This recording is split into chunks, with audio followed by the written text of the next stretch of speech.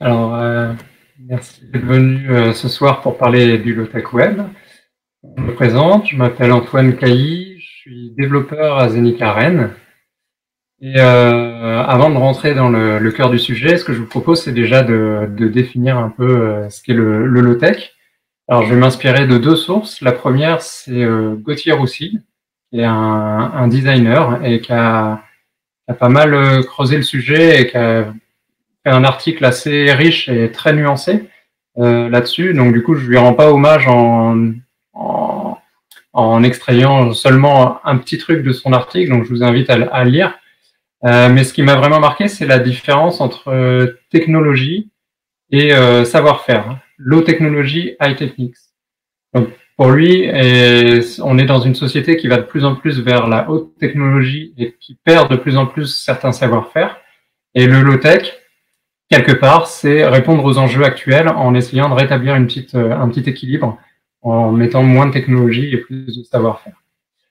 Ça, c'est pour une définition un petit peu plus conceptuelle, mais plus pratique. On a le Low Tech Lab en France qui définit une innovation low-tech comme étant utile, accessible et durable. Et pour un exemple concret qui n'est pas informatique pour le coup, je vais parler des grid beams. Les grid beams, c'est un peu comme un mécano pour adultes. En fait, c'est juste des tasseaux de bois qui sont percés de tous les côtés à intervalles réguliers et qu'on va assembler avec des boulons et des vis, tout bêtement. Et on va pouvoir construire plein de choses. Des chaises, des vélos, des lits. En bas à droite, il y a une table que j'ai fait pendant le confinement pour ma fille. Voilà. Ça demande pas beaucoup de connaissances, c'est accessible, c'est utile, on va faire des trucs qui nous servent, et puis c'est durable parce qu'on peut facilement le démonter et prendre des pièces pour construire d'autres choses. Voilà pour l'exemple. Par contre, ce qu'il est impossible de faire avec des grid beams, c'est ça. On va pas pouvoir faire quelque chose de hautement technologique. Et du coup, cette notion de limite, le fait qu'on renonce à pouvoir faire ce genre de choses sophistiquées, bah, ça va être un peu le cœur du sujet ce soir. Donc le low-tech web maintenant. Alors qu'est-ce que c'est le low-tech web? Est-ce que c'est un retour au web des années 90? Non. Le low-tech web, il prend plutôt, je pense, racine dans le constat du qu'est-ce qui est le web d'aujourd'hui. Et il y a plein de gens de sources différentes dans des domaines différents qui font un constat que le web est globalement de plus en plus lourd. Il y a un article qui avait fait un petit peu de bruit en 2018 qui s'appelle Le désenchantement logiciel. Il a été traduit en plein de langues. Et l'auteur Nikita Tansky trouve que tout est insupportablement lent, énorme et finit par devenir obsolète et que le fait de concevoir ces sites souffre des mêmes problèmes. Et la même année, il y a Adi Osmani, qui est assez connu dans le monde de JavaScript, qui a sorti un article, The Cost of JavaScript, qui pointe du doigt que le web est lourd, et que c'est souvent au motif d'améliorer l'expérience utilisateur. Et ce qu'il appelle, c'est à ne pas oublier que JavaScript, certes, permet d'améliorer l'expérience utilisateur, mais ça a aussi un coût qui peut la dégrader. Et donc, son conseil, c'est de designer pour une résilience, c'est-à-dire pour faire en sorte que le site va bien se comporter dans des environnements ou des situations un peu dégradées. Il y a un autre auteur qui illustre ce problème.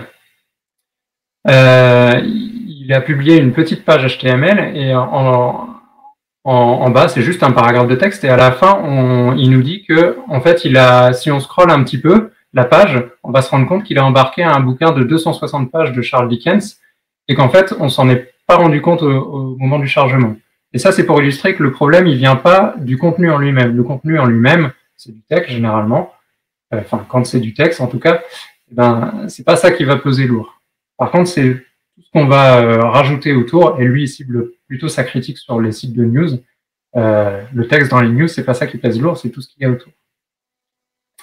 Et puis, il y a un dernier article de Olivier Philippot, de Green Spector, qui a un regard assez global sur la situation, et j'ai isolé 3 points qui touchent un peu à l'ego des développeurs, on va dire. Parce que ça appuie sur le fait qu'on attend peut-être trop des fois la solution miracle qui va résoudre la situation à laquelle on fait face. On met peut-être un peu trop dans les priorités le fait de s'amuser, enfin, de choisir les dernières technologies tendances, etc., sans forcément les remettre assez en cause. Et aussi, très important, qu'on perd peut-être trop souvent le but final qui est quand même l'utilisateur du produit qu'on fait. Voilà, donc un constat, beaucoup de gens qui font un constat qui converge. Du coup, qu'est-ce qu'on fait? Alors, il y a une première solution qui est on optimise. Et ça marche. Le souci, c'est que ça résout pas la source du problème. Et généralement, ce qu'on optimise, ça nous permet de libérer de la place pour d'autres trucs. Et on se retrouve à retarder finalement le problème plus qu'à le résoudre. On peut aussi considérer que la nouvelle techno ou telle techno particulière résout très bien notre problème du moment et le rajouter dans notre stack. Le problème, c'est que souvent, ça rajoute de la complexité à l'échelle de l'application, de la complexité globale, et c'est pas toujours le choix le plus judicieux. On peut aussi considérer que tout le monde, de toute façon, fait la même chose, qu'il n'y a pas spécialement besoin de se différencier, donc en gros, on s'en fout. Et puis, on peut aussi considérer qu'on va renoncer à certaines choses. Ça, c'est bizarre. Il n'y a pas beaucoup de gens qui font ça. Et justement, ce soir, ce que je vous propose, c'est de regarder plein d'exemples de gens qui vont un peu à contre-courant, qui ont renoncé à certaines choses, parfois en le disant de manière explicite, parfois non, mais on s'en rend vite compte. Et puis de voir, du coup, qu'est-ce que ça peut donner, que ça existe, et puis qu'est-ce que ça peut apporter. Et le premier exemple, c'est l'exemple que tout le monde cite, c'est le Low-Tech Magazine. Parce que eux, pour le coup, ils ont renoncé à énormément de choses. Ils sont le seul média qu'ils utilisent, outre le texte, c'est des images, mais des images très très réduites. Et ça leur permet de héberger leur site, en tout cas la version solar.lowtech magazine, celle qui est vraiment réduite, sur un Raspberry Pi alimenté par un panneau solaire à Barcelone. Et ils ont même renoncé à quelque chose d'assez étonnant, dont on n'a pas l'habitude, c'est qu'ils ont renoncé à être 100% en ligne. C'est-à-dire que sur le site du Solar Low-Tech Magazine, on voit le niveau de batterie qui descend au fur et à mesure que la batterie descend. Et quand il n'y a plus de soleil et que la batterie est morte, eh ben, le site est hors ligne. Donc c'est un peu le cas extrême, mais bon, ça illustre bien ce qu'il est possible de faire. De l'autre côté du spectre, on a les versions light des sites classiques. Souvent, les sites ont besoin d'avoir une version light pour toucher une audience qui n'a pas forcément des connexions super efficaces, stables. Et du coup, il y a des versions de Facebook basiques qui permettent d'enlever beaucoup de choses et qui sont beaucoup plus légères. Je vous invite à aller essayer si vous ne connaissez pas, ça change vraiment la navigation. Ça peut peut-être même vous réconcilier avec Facebook si vous êtes un peu fâché. Il y a les sites de news, souvent, qui proposent une version quasiment pure texte, qui permet d'avoir le contenu des articles, pas forcément tous les articles, mais au moins des unes. Et puis, il y a une expérimentation qui date d'il y a quelques années, qui n'existe plus maintenant, mais qui est intéressante. C'était des ingénieurs de YouTube qui ont essayé de faire passer l'application en dessous de la barre des 100 kg. Donc, ils partaient de 1 méga, donc il y avait du taf quand même. Ils ont réussi. Ils ont mis ça en bêta ouverte, et puis ils se sont rendus compte que la latence avait augmenté. Et là, ils n'ont pas compris. Du coup, ils ont creusé. Pourquoi la latence augmente ? En fait, ce qui s'est passé, c'est qu'il y a une nouvelle population en Inde, il me semble, qui s'est connectée et qui a commencé à utiliser YouTube et qui avait une latence vraiment pourrie parce que leur connexion était pourrie aussi, mais qui était quand même acceptable pour eux, qui étaient habitués à ce genre de latence, alors que sur la version de YouTube classique, c'était même pas la peine d'y penser. Ce qui fait que, ok, ils ont augmenté leur latence moyenne, mais par contre, ils ont élargi leur audience. Donc ça peut être un des premiers avantages qu'on voit se distinguer de ces versions un peu light. Et puis, quand il n'y a pas de version officielle, il y a souvent des extensions sur les sites assez connus qui permettent de couper un peu dans l'interface pour enlever les suggestions, pour enlever Enfin, plein de choses pour rendre les interfaces plus légères. Donc là, j'en ai cité une en exemple, mais il y en a plein. Du coup, OK pour les extensions des sites connus, mais est-ce qu'il y a des sites populaires déjà low-tech, déjà réduites, qui ont déjà renoncé à des choses? Alors l'exemple facile, c'est Craigslist. C'est une sorte de Le Bon Coin aux États-Unis qui existe depuis 96, donc depuis très très longtemps, qui a beaucoup de succès. Mais finalement, il est un peu triché cet exemple-là parce qu'ils ont un peu gardé la même interface qu'à l'époque. Elle a très peu évolué, donc du coup, ils ont resté assez sobres parce qu'ils n'ont pas refondu le design et ils n'ont pas suivi toutes les tendances de refonte qu'il y a eu entre temps. L'autre exemple que j'aime bien, c'est Hacker News. Je l'aime bien parce que c'est fondé par des gens de la Silicon Valley. Paul Graham, c'est le cofondateur de Y Combinator, qui est une pépinière d'entreprise qui est super connue à la Silicon Valley. Et la cible des utilisateurs, c'est clairement les développeurs qui veulent se tenir au courant des dernières tendances. Donc c'est assez paradoxal de se rendre compte qu'un site aussi épuré, aussi sobre, qui a très très peu évolué au cours des années au niveau design, etc., s'adresse à des gens qui sont aussi intéressés par tous les trucs assez hype du moment. Et j'ai pas des chiffres récents, mais en 2015, on se rend compte que malgré le fait que l'interface soit assez sobre, il y a quand même un succès certain. 300 000 visiteurs uniques par jour, 3,5 millions par mois. Voilà, tout ça avec quasiment aucun JavaScript. Et derrière, c'est du Lisp. Et en 2019, il y a quelqu'un qui a posté un témoignage sur cette plateforme, qui a eu pas mal de commentaires positifs sur le fait qu'il s'est retrouvé dans un pays avec une connexion un peu pourrie. Et du coup, le modern web, entre guillemets, était plus utilisable. Et alors que sur Hacker News, il arrivait quand même à regarder les news et à au moins lire les commentaires à défaut d'ouvrir les liens qui étaient pointés. Et la phrase qui est intéressante, c'est « Merci de ne pas avoir essayé de réparer ce qui n'était pas cassé ». Autre exemple, le cas Medium. Alors le site Medium, il est intéressant parce qu'il a clairement été dans l'accessibilité pour diffuser du contenu. Il n'y a plus besoin d'héberger soi-même un moteur de blog. Il n'y a plus besoin de choisir parmi les 10 millions de plateformes de blogs perso qui ne sont pas toujours très professionnels. Voilà, il y a une plateforme un peu centralisée, accessible à tout le monde, sur lequel il y a une bonne recherche, etc. C'est super intéressant. Mais avec le temps, il y a des choses qui sont apparues et... Ah, pardon. Je lance mon extension Make Medium Readable Again. Voilà. Donc il y a des choses qui sont apparues qui ont quelque part un peu cassé cette accessibilité. Ah ouais, ok. Bon, on n'aura pas la fin de cette histoire, désolé. Alors qu'est-ce qu'on pourrait dire de Medium si on gardait que l'essentiel? Qu'est-ce que ça donnerait? Ça pourrait donner Telegraph, qui est la plateforme de diffusion de contenu du réseau Telegram, si vous connaissez.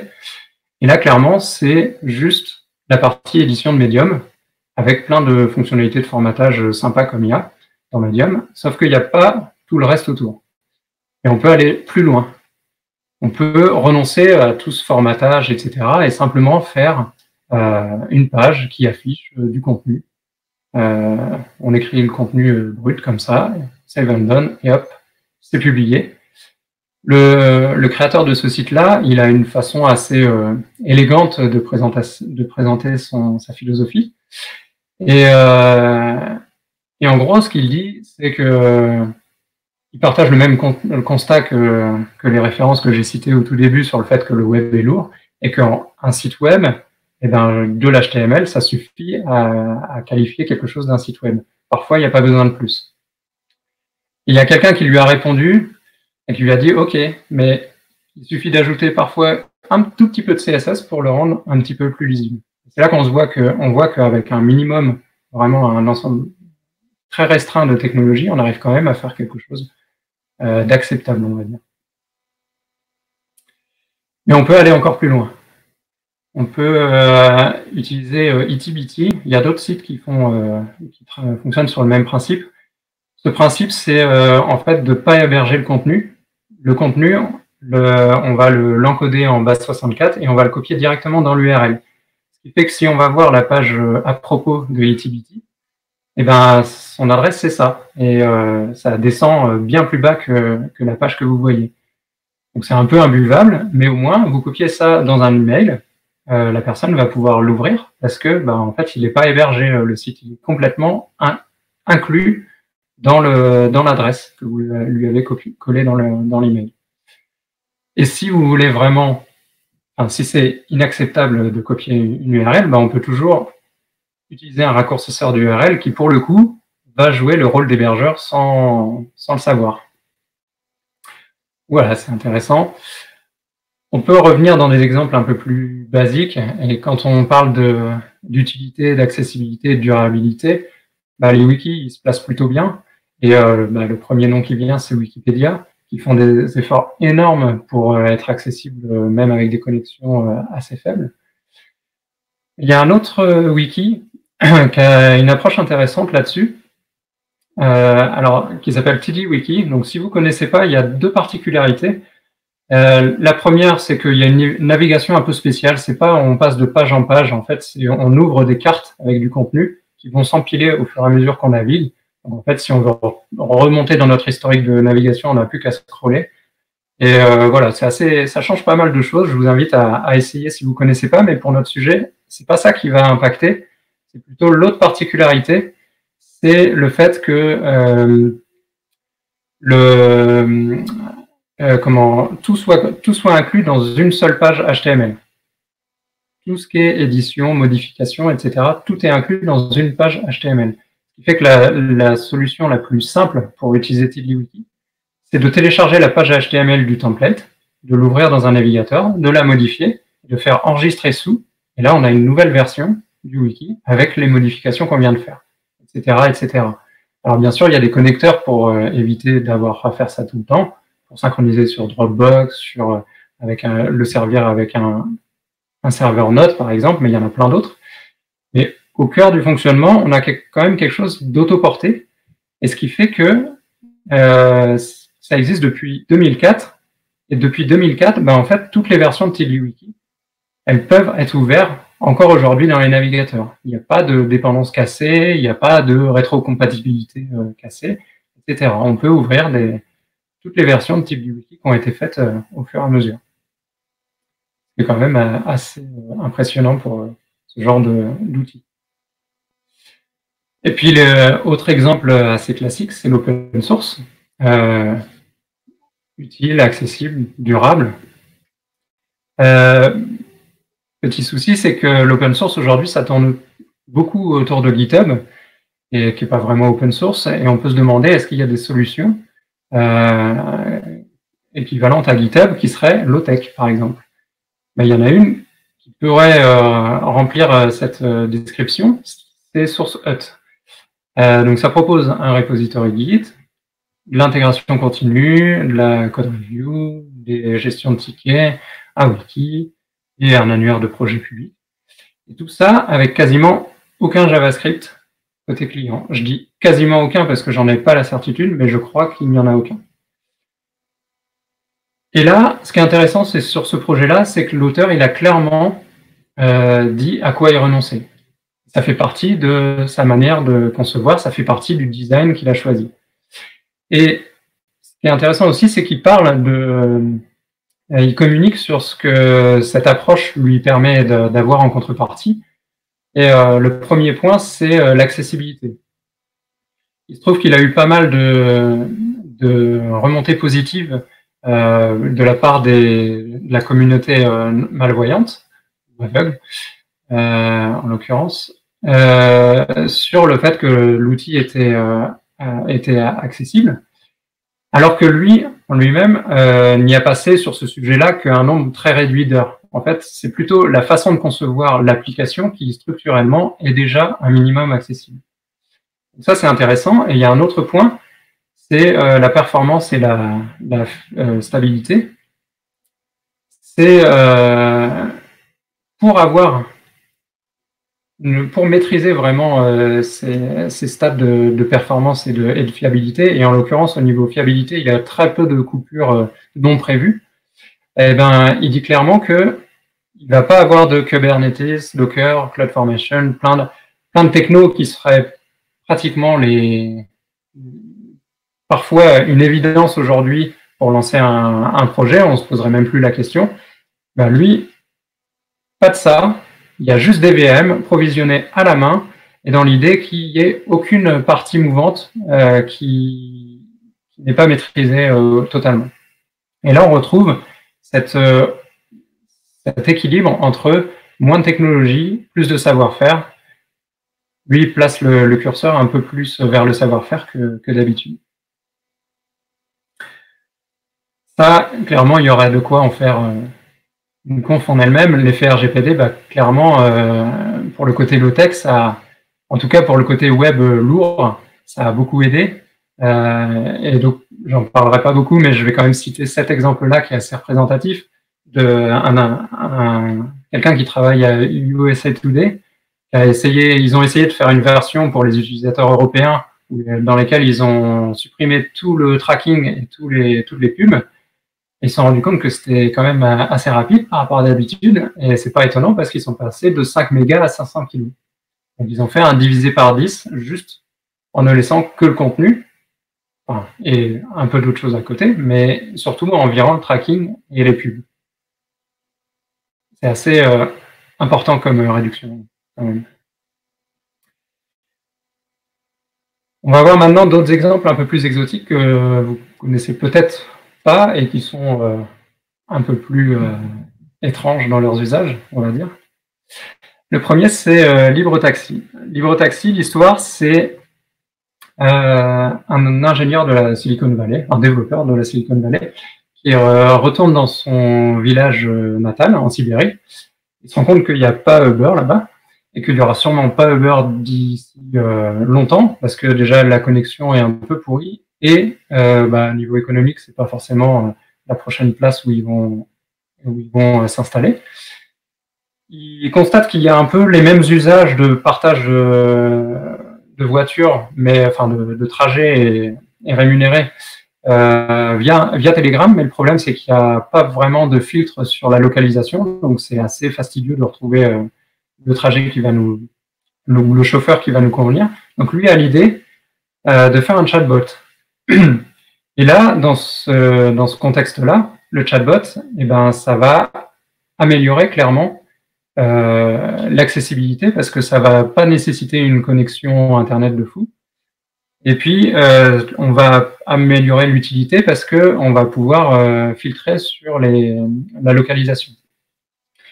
Et au final, il y a eu un certain succès. J'ai pas des stats très très récentes, mais à un moment, il y a eu autant d'utilisateurs que ça dans autant de pays. Et l'intérêt, c'est que ça repose pas sur des technologies pas de gros stacks comme peut avoir Uber, c'est tout par Telegram et tout le paiement et tout ça se fait de personne à personne. Autre exemple, Yo. Alors peut-être que certains s'en rappelleront, c'est quelque chose qui remonte quand même à quelques années maintenant. À l'époque, c'est une appli qui proposait juste d'envoyer Yo à quelqu'un. Donc c'était vraiment à se demander à quoi ça servait. Mais en fait, ils ont sorti une API derrière, ce qui fait qu'il y avait des services qui pouvaient nous envoyer Yo et auxquels on pouvait s'inscrire. Et du coup, il y a eu plein de hackathons qui ont fleuri dans tous les sens pour trouver qu'est-ce qu'on peut faire avec ce simple usage-là. Donc, il y avait plein d'idées. Yo quand il va pleuvoir demain, quand l'équipe de foot marque un but, etc., etc. Vous en trouverez plein si vous cherchez. Et ce qui est intéressant, c'est que ça a fleuri, ça a beaucoup fleuri parce que comme hackathon, parce que en fait c'était super accessible. Il n'y avait pas besoin de lire une API longue comme le bras. Il y avait juste une API qui permettait d'envoyer Yo Et du coup, c'était clairement possible de faire un exemple pendant une soirée, histoire de tester un usage, etc.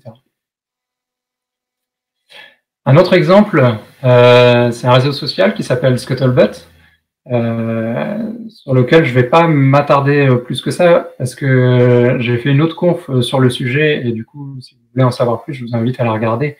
Si vous voulez me contacter sur le réseau, vous avez mes identifiants ici. Et ce réseau, il a de particulier qu'il est décentralisé, et surtout qu'il est conçu pour fonctionner en offline de base. C'est-à-dire qu'il n'est pas conçu pour fonctionner avec une connexion un peu possible. Non, il est vraiment conçu pour fonctionner en offline. Donc, quel effet ça a? Ça ramène des gens qui, d'ordinaire, ne sont pas beaucoup sur les réseaux sociaux. Et par exemple, des gens qui vivent dans des maisons comme l'image le montre là, c'est un des utilisateurs de Scuttlebutt, qui vit dans un petit village, enfin non, à côté d'un petit village, et qui doit justement se rendre dans ce village-là pour avoir Internet, mais qui n'a pas Internet dans sa cahute, là. Et malgré ça, c'est un développeur qui est plutôt actif sur le projet, et voilà, l'un n'empêche pas l'autre. Et il y a le créateur du réseau aussi qui vit sur un bateau, et du coup, en l'occurrence, il n'a pas une connexion tout le temps, et malgré ça, il reste actif.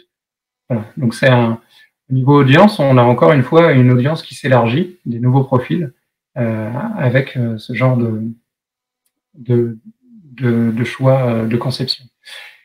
Et l'appli mobile, une des applis mobiles compatibles avec ce réseau-là, elle affiche clairement ce à quoi ils ont renoncé, de la même manière que SourceHut.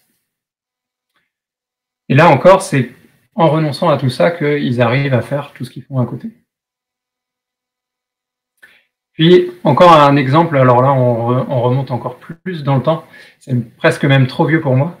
C'est au début du web, on va dire, il y avait un protocole concurrent de HTTP qui s'appelait Gopher, qui était initialement dispo dans les navigateurs, en fait, et puis petit à petit, le projet est un peu mort, on va dire. Il est toujours utilisable aujourd'hui, hein, il y a toujours un petit noyau actif sur son développement, mais dans les navigateurs classiques, on ne peut plus l'utiliser tel quel. L'intérêt de ce protocole-là, en fait, c'était qu'il était volontairement très simple. On n'avait pas la notion d'hyperlien qui a fait le succès de HTTP. On avait un protocole purement orienté texte et organisé comme une arborescence de fichiers, comme quelque chose avec lequel on a l'habitude de travailler. Et là, on a un exemple de Hacker News, version Gopher. Donc, c'était juste une hiérarchie de fichiers avec quelques fichiers un peu spéciaux qui permettaient, par exemple, de faire une recherche. Mais l'intérêt, c'est que c'était super simple à implémenter, à maintenir. Et au niveau ressources nécessaires, les ressources en puissance et en bande passante, elles étaient vraiment très faibles. Et du coup, on avait quelque chose d'accessible dans le sens accessibilité web, by design, parce que le média principal, c'était le texte. Voilà, ça fait plein d'exemples. Et si on conceptualisait tout ça, ou plutôt si on regardait s'il y avait des tendances qui existaient déjà et qu'on pourrait rattacher à ce que j'appelle, moi, le low-tech web. Alors, la première, qui est peut-être la plus connue, c'est le progressive enhancement. Donc là, il n'y a pas une définition unique sur le sujet, ça a évolué avec le temps, mais quand même, le cœur, l'objectif, c'était d'avoir un support de tous les navigateurs, y compris les lecteurs d'écran. Et pour ce faire, la solution, c'est de commencer par avoir une version en pur HTML, utilisée correctement, et ensuite, une fois que ça marche, d'ajouter du CSS et du JS pour améliorer l'expérience utilisateur. Là, je vous ai mis en exemple un tutoriel ou une explication sur le site du gouvernement britannique pour montrer que c'est vraiment quelque chose qui est assez répandu. Et eux reprennent bien le terme de résilient qu'avait utilisé Adi Osmani, dans le sens construire un site qui est résilient dans des situations qui ne sont pas les situations normales où on a la fibre, où tout va vite et on a un super smartphone dernier cri. avec plein de perfs. Autre conceptualisation, une page qui s'appelle Design to Last, où là l'auteur liste plein de choses qu'il préconise pour faire durer les pages. En fait, je ne sais pas si vous vous êtes déjà amusé à parcourir vos favoris et à aller voir le pourcentage de pages que vous aviez gardées en favoris ou autre part qui ne sont plus accessibles. Si vous le faites, je pense que vous serez étonné par le pourcentage et qui est vraiment très élevé. Et du coup, cet auteur-là, il appelle à adopter quelques pratiques qui vont favoriser le fait que ça dure dans le temps. Et on retrouve comme base de commencer par du HTML, CSS et de pas le minifier. Et ça, c'est intéressant parce que si, comme moi, vous avez démarré le web, entre guillemets, à l'époque où on mettait des petits curseurs animés autour de la souris en forme d'horloge, etc., et où on allait modifier tout ça, et on essayait de faire la même chose dans notre site, en fait, on allait regarder directement le code source, on allait trouver le snippet qui correspondait à ce qu'on voulait faire, on essayait de le comprendre, on essayait de le modifier, on le copiait-collait dans notre site, etc. Et puis en fait, finalement, c'est comme ça qu'on apprenait la programmation, qu'on apprenait à concevoir des sites web. Aujourd'hui, c'est beaucoup plus compliqué, tout est minifié. En fait, pour savoir où les choses se trouvent, il faut déjà presque être développeur, parce qu'il faut déjà savoir utiliser les outils de dev des navigateurs qui sont un peu plus complexes pour un débutant. Et on a perdu un peu cet aspect découvrable du web. Il y a une autre conf qui appelle à choisir des technologies ennuyantes plutôt que de suivre toujours les technologies dernière tendance. Et pour plein de raisons, mais il y en a une qui est intéressante, c'est le fait d'optimiser globalement. Et ça, il illustre par une anecdote quand il travaillait chez Etsy. Ils ont voulu faire un fil de news, donc là, c'est posé le choix de la techno à utiliser dans la stack. Et parmi les technos à utiliser, c'est posé le choix de Memcache, qui était la techno qui était utilisée à l'époque dans la stack du reste du produit, et puis Redis, qui était le choix qui répondait le mieux aux besoins du fil de news.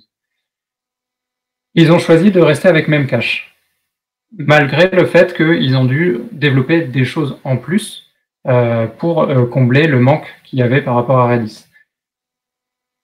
Et ils ont livré ça, ça a marché. Et puis au bout d'un moment, ils se sont demandé, tiens, est-ce que cette fonctionnalité, elle continue à être utilisée? Et en fait, ils se sont rendus compte que oui, l'appli, elle avait scalé, mais le fil de news aussi, les usages avaient beaucoup scalé.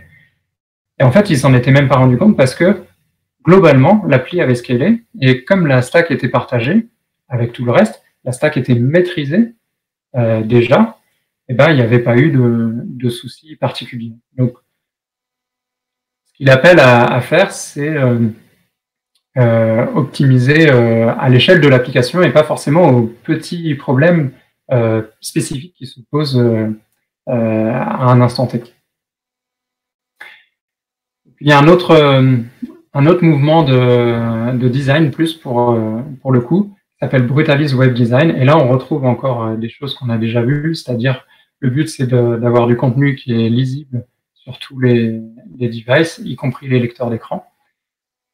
Et j'aime bien cette formulation, c'est qu'il appuie sur le fait que par défaut, un site qui n'utilise que du HTML comme on est censé utiliser du HTML, il va remplir cette condition. Il va être accessible sur tous les devices, y compris sur les lecteurs d'écran. Seulement le fait d'ajouter du design autour va rendre ce contenu moins accessible. À méditer. Et puis je termine cet aspect conceptualisation par quelque chose d'un peu plus volumineux. C'est carrément un livre, Resilient Web Design, dont j'ai juste extrait une approche pour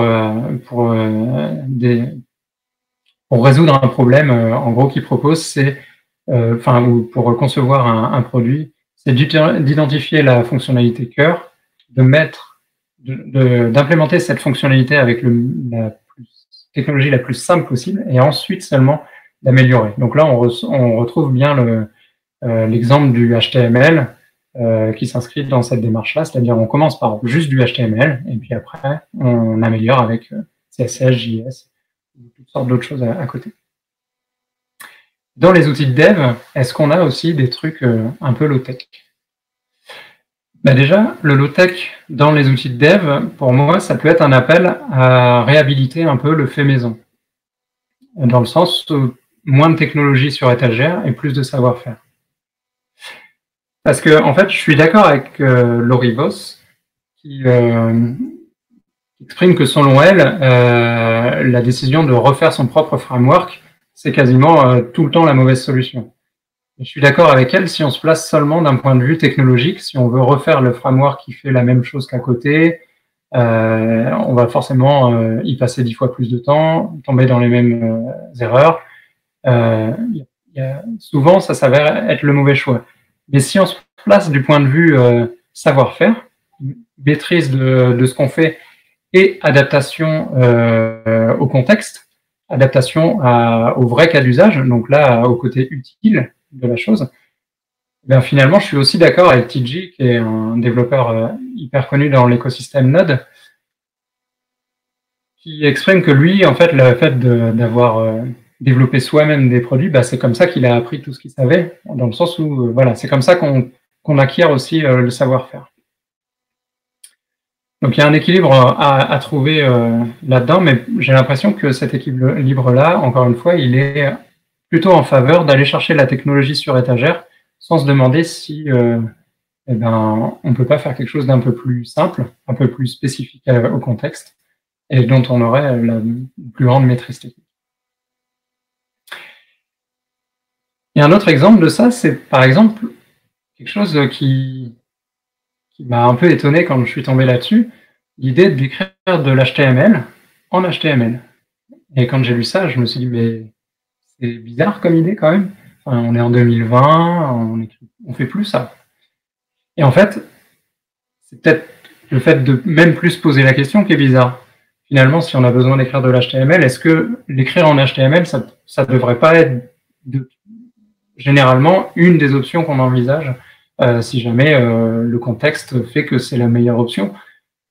Mais j'ai l'impression que cette solution-là, elle est de toute façon même plus envisagée aujourd'hui, que personne ne se pose plus cette question. Et par exemple, sur la version, sur Wikipédia, il y a deux versions qui existent, la classique, avec l'HTML pré-rendu côté serveur, et puis une version un peu bêta avec une navigation JavaScript. Et on se rend compte que parfois, le lien simple, il va plus vite que la version JavaScript. Pourquoi? Parce que les navigateurs, ils ont fait d'énormes progrès au niveau du rendu.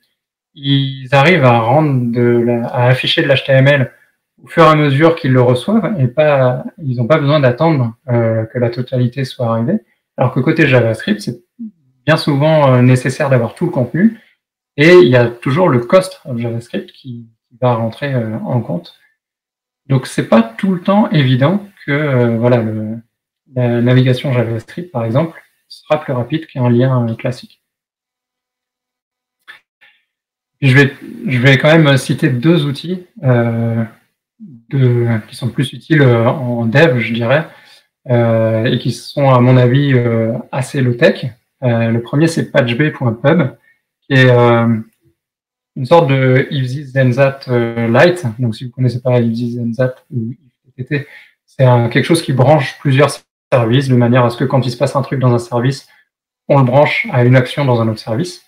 Et en fait, l'auteur de ce projet-là, il s'est demandé quel est vraiment le minimum que je pourrais faire pour avoir pas mal de fonctionnalités que me donne IFTTT.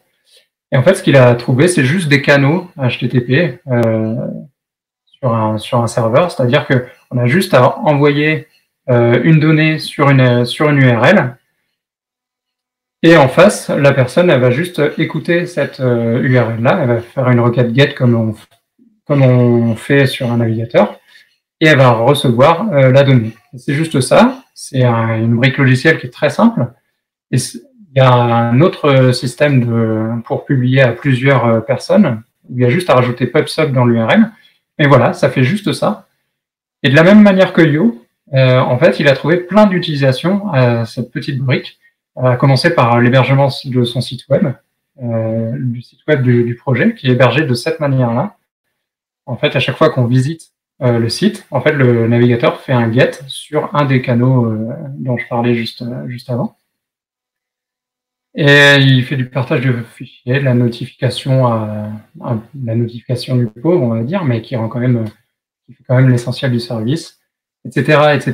Il y a plein d'usages qu'on peut imaginer avec ce genre d'équipe. Et l'autre exemple, c'est la BDD low-tech. Un exemple de BDD low-tech que pourrait être Recutile. C'est un outil qui est seulement sous Linux, il me semble. Et je le trouve rigolo déjà parce qu'il a un logo sympa. Je vous présente Fred et Georges. On ne veut pas les déranger parce qu'ils sont occupés. Mais aussi sympa parce que il stocke les données sous forme plein texte, lisible par un humain. Une table égale un fichier texte avec la liste des enregistrements dedans. C'est lisible par un humain, c'est modifiable directement par un humain, et ça avec n'importe quel logiciel de texte. Donc c'est pas dépendant d'un logiciel quelconque. Ce qui fait que ça permet aussi de versionner la base de données super facilement avec un outil de Git, SVN ou autre. Et assez problématique parfois de versionner une base. Généralement, on a recours à soit c'est conçu dans la base de données, un mécanisme spécifique conçu dans la base de données, soit on a recours à des outils en plus qui viennent se greffer dessus. Mais là, il n'y a pas besoin d'outils en plus, on utilise les outils qu'on a déjà puisque c'est du plain texte. Voilà, pour conclure, finalement, tout ça, c'est une histoire de choix. Et choisir, comme je le disais au début, c'est renoncer à quelque chose. Et dans les exemples qu'on a vus, il y en avait certains qui affichaient clairement ce à quoi ils avaient renoncé. Alors, ce que je vous invite, c'est peut-être à vous poser la question à l'avenir un petit peu plus de à quoi vous renoncez quand vous faites les choix qui vous paraissent évidents, les choix automatiques, ou moins automatiques d'ailleurs, de vous poser la question à quoi vous renoncez. Peut-être que vous renoncez à élargir l'audience et à réduire la fracture numérique, là où on pourrait avoir des applis plus résilientes en environnement un peu plus compliqué, et puis des UX plus sobres et plus compréhensibles du premier regard. Peut-être que vous renoncez à améliorer l'accessibilité, là où on pourrait utiliser le texte au maximum. Peut-être que vous renoncez à une partie du respect de la vie privée et que vous pourriez limiter les trackers et les pubs. Peut-être que vous renoncez à satisfaire et fidéliser les utilisateurs, là où on pourrait des fois enlever un peu le bruit dans les interfaces et le centrer sur les fonctionnalités vraiment essentielles. Peut-être que vous renoncez à assurer la pérennité des applications, là où on pourrait simplifier que ce soit le fonctionnel ou la technique, et puis utiliser moins de ressources matérielles et humaines. Ou pas. Ou peut-être que vous faites d'autres choix qui font d'autres renoncements derrière. L'idée, c'est pas de désigner quel est le meilleur choix, c'est plutôt de prendre conscience des choix qu'on fait, y compris des choix automatiques dont on n'a plus conscience aujourd'hui. Et du coup, de prendre conscience de ce à quoi on renonce, et surtout de ne pas oublier qu'il n'y a pas de solution magique, et que dans tous les cas, on renonce à certaines choses. Merci, c'est tout pour moi. Et si vous avez des questions, c'est le moment, je serais ravi de les entendre parce que ça fait un petit bout de temps que je parle devant mon ordi tout seul, donc c'est l'heure des interactions. Est-ce que tu ne projettes pas tout ce que tu as dit sur le développement durable, les aspects des DRS qu'on a du mal à faire entrer dans le numérique? Est-ce que, je comprends ça comme est-ce que ça peut pas se transposer à... Est-ce que ce que j'ai dit, finalement, on peut pas aussi améliorer tout ce qui est développement durable, etc.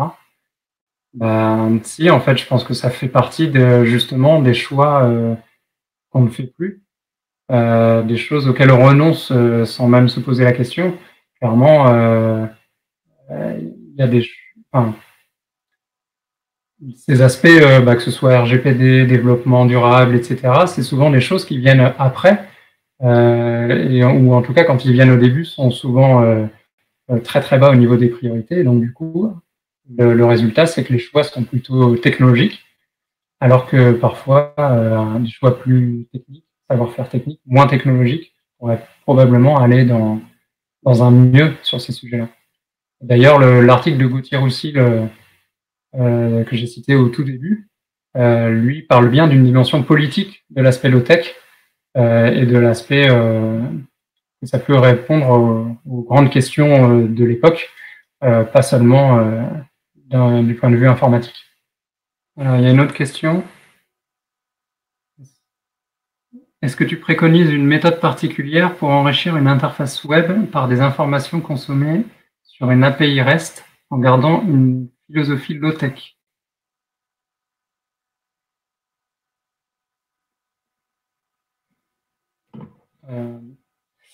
Est-ce que je vais donner enrichir une interface? Je suis pas sûr de. Enfin, je la comprends comme comment enrichir une interface web classique, on va dire. Je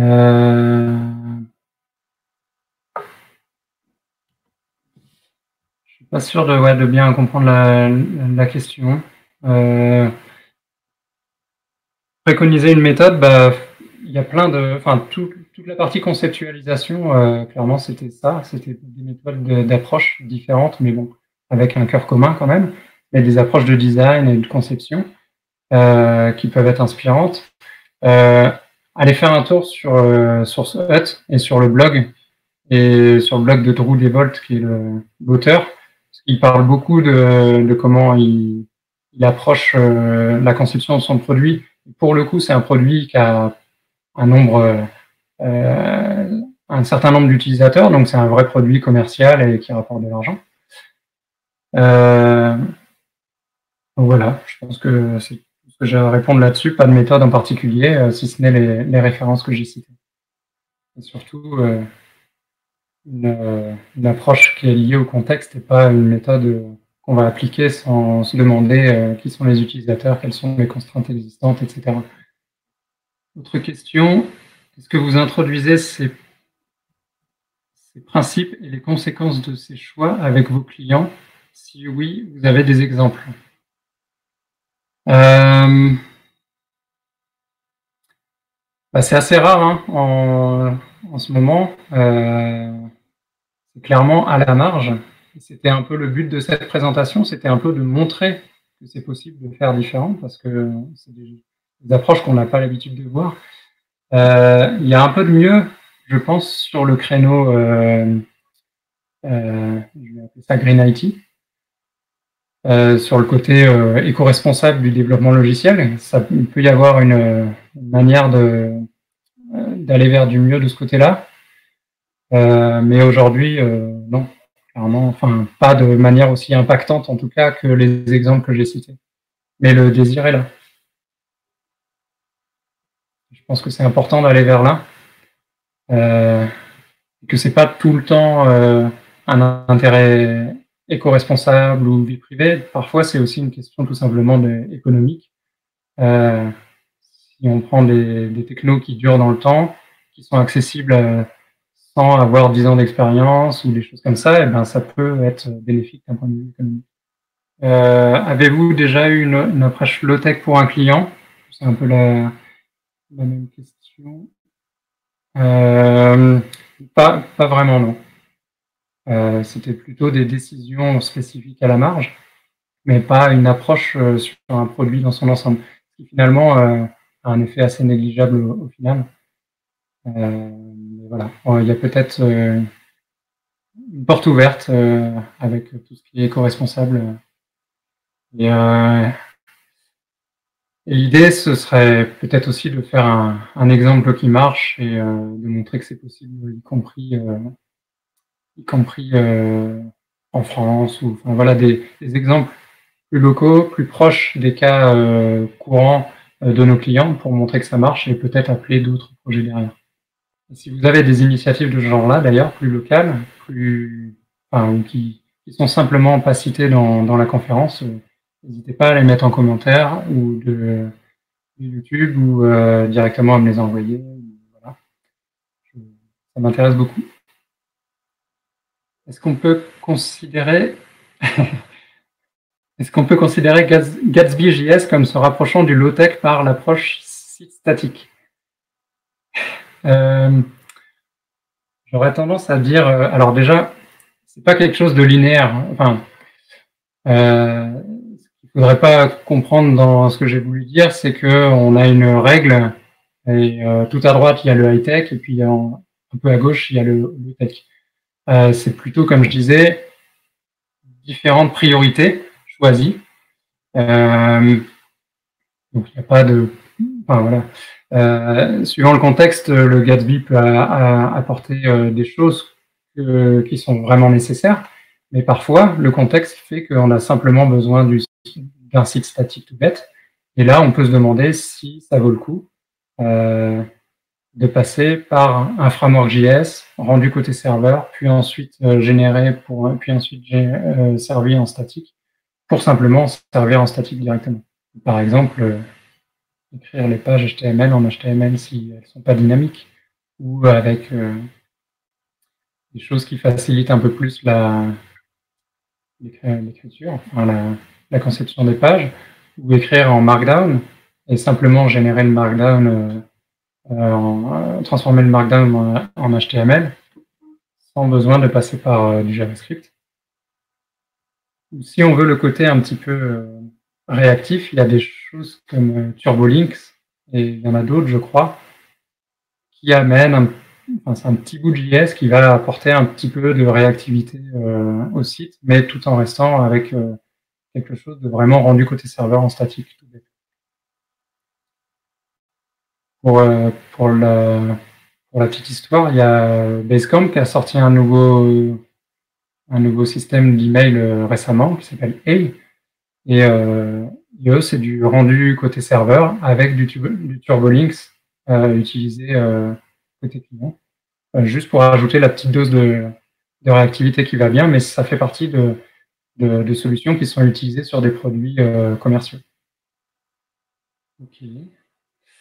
Bon, bah, s'il n'y a pas d'autres questions, on va s'arrêter là. Si vous avez d'autres questions, laissez-les en commentaire de la vidéo YouTube, j'essaierai d'y répondre.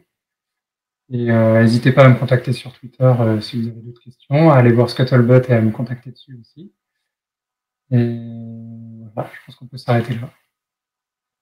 Merci à tous et bonne soirée.